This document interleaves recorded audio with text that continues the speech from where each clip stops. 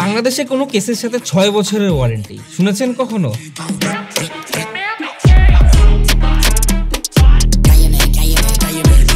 এবং এমন কিছু অফার করছে যেটা অন্য কেউ করছে। কেউ অফার করছে কার্ভ গ্লাস ARGB ফ্যান, কেউ অফার করছে 140 mm এর নন ARGB ফ্যান, আবার কেউ তো কোনো ফ্যানই দিচ্ছে না। জীবনের জায়গা যত ছোটই হোক, কিন্তু পিসি কেস চাই বড় সাইজের, কারণ যত বড় কেস তত বেশি ক্লিয়ারেন্স, তত বেশি জিপিইউ সাপোর্ট, তত বেশি এয়ারফ্লো। এখন আর্টিক বাংলাদেশের মার্কেটে নিয়ে এসেছে প্রথমবারের মতো 6 বছরের ওয়ারেন্টি।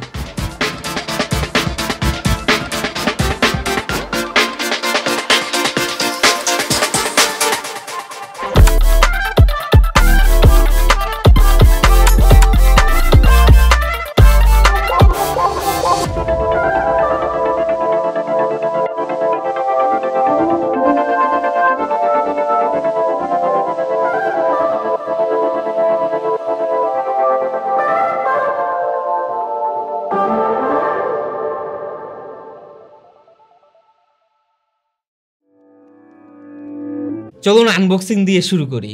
বড় কার্ডবোর্ড বক্সে পেয়ে যাবেন কেসটি, সাথে পেয়ে যাবেন একটি অ্যাকসেসরি বক্স যেখানে আপনি ভেলক্রো ট্রাই আর নেসেসারি যত সব স্ক্রু লাগে সবকিছুই পেয়ে যাবেন। এখন কথা বলি প্রাইস আর কম্পিউটার নিয়ে। এই কেসটি দুটি ভেরিয়েন্ট বাংলাদেশে বর্তমানে অ্যাভেলেবল আছে, একটি হচ্ছে মিরর গ্লাস, একটি হচ্ছে ব্ল্যাক। আর মিরর গ্লাসটা ভেরিয়েন্টের প্রাইস হচ্ছে 19,000 টাকা আর ব্ল্যাকটার প্রাইস হচ্ছে 18,500 টাকা। এছাড়া এটার একটি সাদা কালার ও একটি ভার্টিক্যাল জিপিইউ মাউন্টেরও ভেরিয়েন্ট রয়েছে, যেগুলো বাংলাদেশে এখন অ্যাভেলেবল হয় নাই, যেটা আর্টিক আমাদেরকে জানিয়েছে যেটা খুব শীঘ্রই থেকে একটু বেশি সময় নিবে বাংলাদেশে অ্যাভেলেবল হতে, কিন্তু বাংলাদেশে সুন চলে আসবে।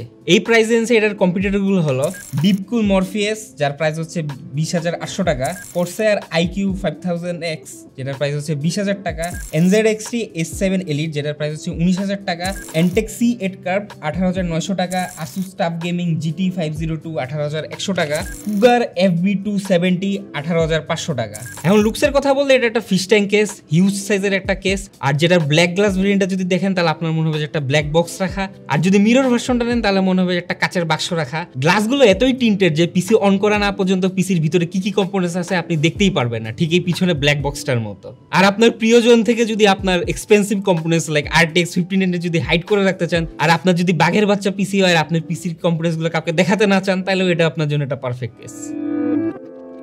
কেসটি টুললেস সাইড অ্যান্ড ব্যাক প্যানেলের সাথে আসে, জাস্ট একটা থাম্ব স্ক্রু খুলে নিতে হয় এবং সামনের গ্লাসটির জন্য টপ ম্যাগনেটিক কভারটি খুলে নিতে হবে এবং উপরে ও নিচের স্ক্রু খুলে তারপর স্লাইড আউট করে খুলতে হবে। কেসের টপ ও ডান সাইডে স্কোয়ার প্যাটার্নের ম্যাগনেটিক ডাস্ট ফিল্টার পেয়ে যাবেন, আর এর মধ্যে আইও পোর্টস পেয়ে যাবেন, একটি পাওয়ার সুইচ, একটি audio combo jack, type C port ও দুটি USB পোর্ট। কেসের বটম প্যানেলটা সলিড লোহার এবং PSU শাউডের সামনে একটা ব্ল্যাঙ্ক স্পেস।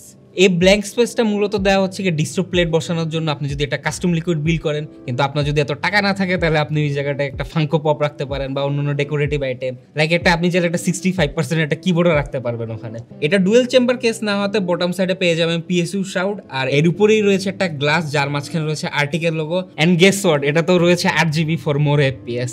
কেসির সাথে পেয়ে যাবেন আর্টিকের পারফরমেন্স সিরিজের 5টা ফ্যান, যেগুলো হচ্ছে আর্টিকের P14 Pro আর P12 Pro। এগুলো হচ্ছে আর্টিকের সবচেয়ে হাই এন্ডের ফ্যান কারেন্ট মার্কেটে। আর এই P14 Pro ফ্যানগুলো হচ্ছে রিভার্স ফ্যান, যেগুলো আর্টিক এখনো প্রবাবলি মার্কেটে সেল করা শুরু করে নাই, কিন্তু খুব শীঘ্রই হয়ে গেছে, এগুলো আলাদা আপনি মার্কেটে পেয়ে যাবেন। আর 6 বছরের ওয়ারেন্টিটা আর্টিক এই ফ্যানগুলোতেই দিয়েছে, তো আপনার যদি একটা ফ্যান নষ্ট হয়ে যায় তাহলে আপনি আর্টিক থেকে রিপ্লেসমেন্ট পেয়ে যাবেন, যেটা এই বাজেট রেঞ্জে এবং হায়ার বাজেট রেঞ্জেও বাংলাদেশের মার্কেটে দেখা যায় না। অন্যান্য স্পেসিফিকেশনের কথা বললে এটা একটা হিউজ কেস, যার ডাইমেনশন হচ্ছে 529 mm লেন্থ, 231 mm উইথ এবং 529 mm হাইট, যার জন্য স্পেশালি এটা একটা স্কোয়ার শেপের বক্সের মতো লাগে। আর্টিকের ওয়েবসাইটে দেখলাম ITX কেসের মতো এটার ভলিউমও মেনশন করা আছে, এটার ভলিউম হচ্ছে 64 লিটার আর ওয়েট হচ্ছে 15 কেজির আশেপাশে। সো ওভারঅল একটা সলিড কেস বলা যায়। এখন মাদারবোর্ড সাপোর্টের কথা বললে ITX থেকে EATX পর্যন্ত সাপোর্ট পেয়ে যাবে 285 mm পর্যন্ত।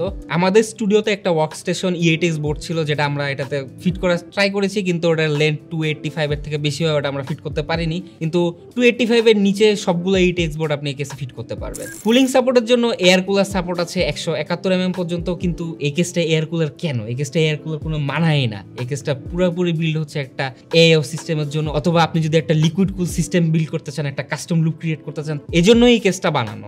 এর জন্য এর জন্য 240, 280, 360, 420 সবকিছুরই ক্লিয়ারেন্স পেয়ে যাবেন। ইভেন ডুয়েল 420mm এর রেডিয়েটরের ক্লিয়ারেন্স পেয়ে যাবেন। কিন্তু আপনি যদি ডুয়েল 420mm এর রেডিয়েটর ইনস্টল করতে চান, তাহলে আপনার একটু পার্ট সিলেকশনে একটু সিলেক্টিভ হতে হবে। এর জন্য আর্টিক ওয়েবসাইটে একটা গ্রাফ দেওয়া আছে, আপনারা স্ক্রিন পজ করে এখন ওই গ্রাফটি দেখে নিতে পারেন। ওই অনুযায়ী আপনি আপনার পার্টসটি সিলেক্ট করে নেবেন, তাহলে আর আপনার ক্লিয়ারেন্সে কোনো প্রবলেম হবে না। চাইলে পুশপুল কনফিগারেশনও পসিবল, কিন্তু 420mm রেডিয়েটর সাপোর্ট আছে, তো আর কি লাগে।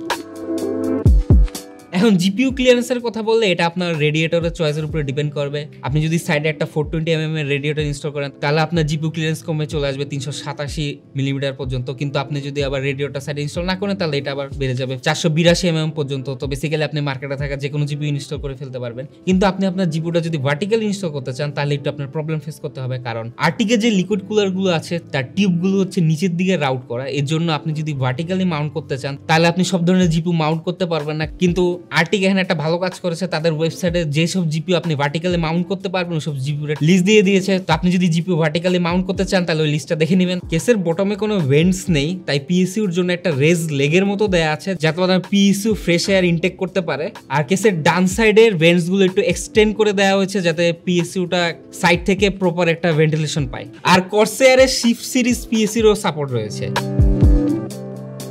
স্টোরেজের জন্য এইচডিডি বে আছে, যার মধ্যে আপনি দুটা 3.5 ইঞ্চি এসএসডি আর অথবা একটা 2.5 ইঞ্চি এসএসডি ইনস্টল করতে পারবেন। আর মাদারবোর্ডের ঠিক পিছেই রয়েছে 3টা 2.5 ইঞ্চি এসএসডি ইনস্টল করার স্লট। এয়ারফ্লোর জন্য টোটাল 8টা ফ্যান ইনস্টল করতে পারবেন, যার মধ্যে টপে 3টা, সাইডে 3টা আর পিছনে 2টা। যার মধ্যে টপে চাইলে আপনি 140mm এর 3টা ফ্যান ইনস্টল করতে পারবেন, অথবা 120mm এর 3টা ফ্যান ইনস্টল করতে পারবেন। আর কেসের সাথে 120mm ফ্যান ইনস্টল করার জন্য একটা এক্সট্রা ব্র্যাকেট পেয়ে যাবেন। কেবল ম্যানেজমেন্টের জন্য 35mm এর স্পেস আছে। আর কেসের সাথে প্রি রাউটের ভেলক্রো টাই আছে, সাথে রাবার গ্রমেটস কেবল রাউটিং এর জন্য। আর অ্যাক্সেসরি বক্সে তো এক্সট্রা ভেলক্রো টাই দেয়াই আছে, তাই মোটামুটি সুন্দর করে একটা কেবল ম্যানেজমেন্ট করে রাখতে পারবেন। এই কেসে আরেকটা ইউনিক ব্যাপার হলো, বেশিরভাগ কেসে দেখা যায় মাদারবোর্ড ট্রেটা একটা ফ্ল্যাট প্যানেলের মতো আসে, কিন্তু এই কেসটা একটা ক্যাবিনেটের মতো দেয়া আছে কেবল রাউট করার জন্য, যেখানে আপনার কেবলগুলো ইজিলি কোনো প্রেসার ছাড়াই রাউট করে রাখতে পারবেন, যা আপনার কেসে ব্যাক প্যানেলে কোনো একটা বালজের মতো ক্রিয়েট করবে না। এখন আসি থার্মাল পারফরমেন্সে। যেহেতু এটা একটা হাই এন্ডের কেস, এই জন্য আমরা এটাতে একটা হাই এন্ড বিল্ড করেছি, যার কম্পোনেন্ট গুলো হলো Ryzen 7 7800X3D, MSI RTX 5070 Ti Vanguard launch edition. আর বাকি কম্পোনেন্টস গুলো আপনারা স্ক্রিনে দেখে নিতে পারেন।